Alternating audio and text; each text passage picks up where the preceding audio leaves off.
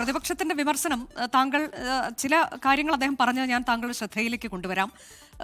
പൂച്ച പെറ്റുകിടക്കുന്ന ഖജനാവ് എന്ന് പറഞ്ഞിട്ടുണ്ട്. അപ്പം നിരന്തരമായി ഉണ്ടാകുന്ന പ്ലാൻ കട്ടിംഗ്, അതുകൊണ്ട് വിശ്വാസ്യത തകർത്ത ധനകാര്യ സംവിധാനമുള്ള സർക്കാർ അവതരിപ്പിച്ച ബജറ്റ്, ഇതിനെ ജനം വിശ്വസിക്കില്ല, വിശ്വാസയോഗ്യമല്ല ഈ ബജറ്റ് എന്ന് പറയുന്നു. കഴിഞ്ഞ 10 വർഷം ചെയ്യാതിരുന്ന കാര്യങ്ങൾ ഇപ്പോൾ ചെയ്യുമെന്ന് പ്രഖ്യാപിക്കുന്നത് അത് എന്തുകൊണ്ടാണ് എന്ന് തെരഞ്ഞെടുപ്പ് ആക്കിക്കൊണ്ടാണ് എന്ന് പറയുകയാണ്. പൂർണ്ണമായി പരാജയപ്പെട്ട മേഖലകളിൽ മാറ്റമുണ്ടാകുമെന്ന അവകാശവാദം മാത്രമാണിത്.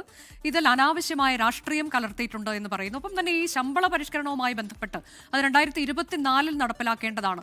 എന്തുകൊണ്ടാണ് ഇത്ര വൈകി ഇപ്പോൾ ഇങ്ങനെ ഒരു പ്രഖ്യാപനം? ഇനി 3 മാസം കഴിഞ്ഞ് റിപ്പോർട്ട് സമർപ്പിക്കുക എന്ന് പറയുമ്പോൾ തെരഞ്ഞെടുപ്പാകും. ഇനി അടുത്ത സർക്കാർ ഇത് ഞങ്ങൾ അവതരിപ്പിക്കും അടുത്ത ബജറ്റ് എന്നാണ് പ്രതിപക്ഷ നേതാവ് ഇന്ന് പറഞ്ഞിട്ടുള്ളത്.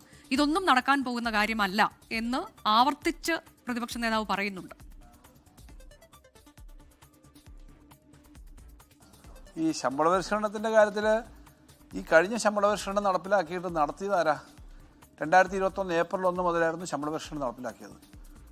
അത് നടപ്പിലാക്കിയതും പണം കൊടുത്തതും ഞങ്ങൾ ഈ ഗവൺമെൻറ് വന്നതിന് ശേഷമാണ്. 21 ഏപ്രിൽ 6 ആയിരുന്നു ഇലക്ഷൻ. 21 ഏപ്രിൽ 1 ശമ്പള പരിഷ്കരണം വന്നു.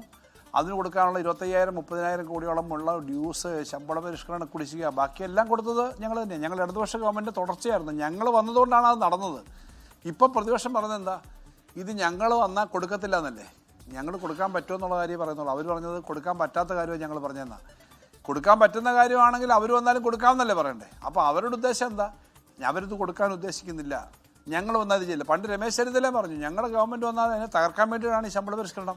അവസാനം ജനങ്ങൾ അവരെ അല്ല ഏൽപ്പിച്ചത്, ഇത് കൃത്യമായി നടപ്പിലാക്കുന്ന ഒരു ഗവൺമെൻറ്റിനെയാണ്. ആ സമയത്താണ് കേന്ദ്രത്തിൻ്റെ നമുക്ക് നേരെയുള്ള സാമ്പത്തിക ഉപരോധം വന്നത്. എന്നിട്ടും നമ്മൾ ആ കാര്യം ചെയ്തു. ഇപ്പോഴും നടത്താൻ പറ്റുന്ന കാര്യം കൃത്യമായ കണക്കുകളുടെയും സാമ്പത്തിക വരുമാന സ്രോതസ്സിൻ്റെ അടിസ്ഥാനത്തിലാണ് നമ്മൾ ചെയ്തേക്കുന്നത്.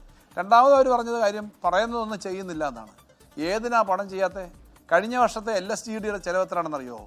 100 രൂപ കൊടുക്കാമെന്ന് പറഞ്ഞിടത്ത് 110 രൂപ ചിലവാക്കി. 10 രൂപ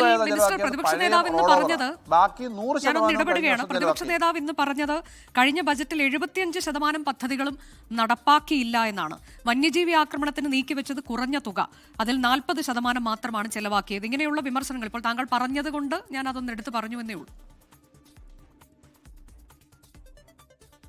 ഞാൻ പറയട്ടെ, വന്യജീവി ആക്രമണത്തിൻ്റെ കാര്യം എടുക്കാം.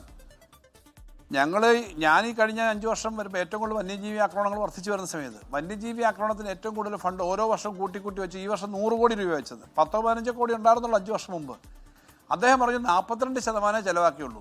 ഞാൻ ആ പത്രസമ്മേളനം നടന്നു കഴിഞ്ഞപ്പോൾ തന്നെ ഫോറസ്റ്റിൻ്റെ സീനിയർ ഉദ്യോഗസ്ഥന്മാരെ ഫൈനാൻസിൽ നിന്ന് തന്നെ വിളിച്ചു കഴിഞ്ഞപ്പോൾ എന്താ, വന്യമൃഗ ആക്രമണത്തിനകത്ത് മരണമടഞ്ഞും അങ്ങനെ പരിക്ക് പറ്റിയിട്ടുള്ള അപേക്ഷകളിൽ കൊടുക്കാൻ ഇനി 10 ആപ്ലിക്കേഷൻ മാത്രമേ ഉള്ളൂ. കാരണം ആ 10 കൊടുക്കാത്ത എന്തുകൊണ്ടാണ്? ആ 10 ആപ്ലിക്കേഷൻ സംബന്ധിച്ച് അതിൻ്റെ കൃത്യമായ ക്ലാരിറ്റിയോടുകൂടി ശരിയായ പിന്തുടർച്ചാവകാശി മറ്റു കാര്യങ്ങൾ രേഖകളൊക്കെ കിട്ടാത്തതുകൊണ്ടാണ് ആ 10 കൊടുക്കാത്തത്. ബാക്കി മുഴുവൻ പണവും കൊടുത്തു തീർത്തു. ഭാഗ്യവശാൽ നമ്മുടെ നാട്ടിൽ ആക്രമണം കുറഞ്ഞു വരുന്നത് കൊണ്ട് ഈ 100 കോടി അല്ലെ 50 കോടി വെച്ചാൽ 50 കോടി കൊടുക്കേണ്ടി വന്നില്ല എന്നല്ലേ കാര്യം. അപകടം പറ്റി മരിച്ചവർക്കും അപകടം പറ്റിയവർക്കല്ലേ പണം കൊടുക്കണ്ടേ? അത്രയും കൂടെ ആൾക്ക് അപകടം പറ്റി അവർ മരിച്ച് അവർക്ക് പണം കൊടുക്കണമെന്നാണോ പ്രതിപക്ഷ നേതാവ് പറയുന്നത്? ഉള്ള ആപ്ലിക്കൻസിന് മൊത്തം പണം കൊടുത്തു കഴിഞ്ഞാൽ പിന്നെ അതല്ലാതെ വേറെ എന്താ വേണ്ടേ? ഇങ്ങനെ കാര്യങ്ങൾ പറയാൻ പാടില്ല. കാരണം ഏറ്റവും കൂടുതൽ ഫണ്ട് അലോക്കേഷൻ ഫോറസ്റ്റ് രംഗത്ത് വന്നതും ഏറ്റവും കൂടുതൽ സ്റ്റാഫിനെ അപ്പോയിൻ്റ് ചെയ്തത് ഈ ഘട്ടത്തിലാണ്. കാരണം വന്യമൃഗങ്ങളുടെ ശല്യം അത്രയേറെ ഉണ്ട്. ഇതുപോലെ ഫണ്ട് ചിലവായില്ല, ബഡ്ജറ്റ് പ്ലാനിനകത്ത് ഫണ്ട് ചിലവായില്ല എന്ന് പറയുന്നത്. കഴിഞ്ഞ വർഷം 110% LSTDക്ക് ചിലവായി. അതിനകത്ത് റെക്കോർഡാണത്. കഴിഞ്ഞ വർഷം 85% മേളിൽ നമ്മുടെ അല്ലാതുള്ളത് പൊതു പ്ലാൻ ചിലവായി. ഇതൊക്കെ ആളുകൾ കാണുന്നുണ്ടല്ലോ. ഇത് ഞാൻ പറയുന്നതും എൻ്റെ ഇഷ്ടം അനുസരിച്ചോ വേറൊരാൾ പറയുന്ന അല്ല പ്രശ്നം. ഇത് കണക്കുകൾ, ഓഡിറ്റ് ചെയ്ത കണക്കുകളുണ്ടല്ലോ. രാഷ്ട്രീയം പറയാനുണ്ടെങ്കിൽ രാഷ്ട്രീയം പറയട്ടെ. പക്ഷേ ഇവന്മാർ ഗുണം പിടിക്കത്തേ ഇല്ല എന്ന് പറഞ്ഞ് പ്രാഗിയിട്ടൊന്നും കാര്യമില്ല. ജനങ്ങൾക്കറിയാം ഇവന്മാരിങ്ങനൊരു ബഡ്ജറ്റ് അവതരിപ്പിച്ചു, ഇവർ ഗുണം പിടിക്കത്തേ ഇല്ല, ഇത് നടക്കാനേ പോകുന്നില്ല എന്നൊക്കെ പറയുന്നതിനാ. നേരത്തെ ഇതുപോലെ പറഞ്ഞതല്ലേ ശ്രീ രമേശ് ചെന്നിത്തല. പക്ഷേ 5 വർഷക്കാലം ഇത് നടന്നല്ലോ. ലോകത്തെവിടെയായാലും ഏത് സമയത്തും 24 വാർത്തകളും ഓഗ്മെന്റഡ് റിയാലിറ്റി പാക്കേജുകളും എക്സ്പ്ലെയിനറുകളും വിശദമായി കാണാൻ ഞങ്ങളുടെ യൂട്യൂബ് ചാനൽ നിങ്ങൾക്ക് സബ്സ്ക്രൈബ് ചെയ്യാം.